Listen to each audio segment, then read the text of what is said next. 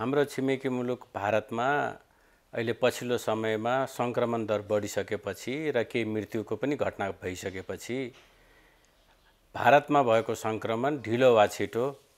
10 दिन 15 दिनमा नेपालमा चाहिँ आउँछ भन्ने विगतका पनि अनुभवले देखाएको हुनाले हामी चाहिँ त्यसको पूर्व तयारीमा लगभग 2 हप्ता पहिलेदेखि नै लागिरहेका छौं र पूर्व तयारीको क्रममा सबभन्दा भारतबाट चाहिँ नेपालतिर चाहिँ संक्रमण चाहिँ नछिरोस् भन्नका लागि चाहिँ हाम्रा जुन नाकाहरू छन् 17 वटा थल नाका र 3 वटा हवाई नाका त्यहाँ रहेका हेल्थ डेस्कमा कार्यरत स्वास्थ्य कर्मीहरूलाई सचेत बनाएका छौं र लक्षण यदि कोभिडसँग मिल्दोजुल्दो छ भने उहाँहरूलाई चाहिँ सेल्फ आइसोलेसनमा बस्न वा होम आइसोलेसनमा बस्न र यदि भर्ना गर्नुपर्ने भए नजिकको अस्पतालहरूलाई पनि सम्पर्क गराएर चाहिँ अस्पतालमा भर्ना गर्ने व्यवस्था पनि मिलाएका छौं र कुनै कारणवश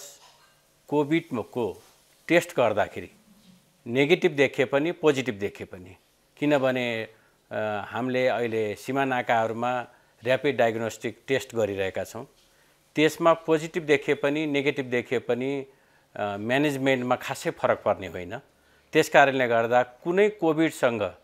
मिल्दोजुल्दो लक्षण भएका चाहिँ मानिसहरू देशभित्र वा देश बाहिर जो भए पनि उहाँहरूलाई हामीले 1 हप्तासम्म सेल्फ आइसोलेसनमा बस्न विश्वसनीय जवाफदेही र पारदर्शी पत्रकारिता सेतुमसी.com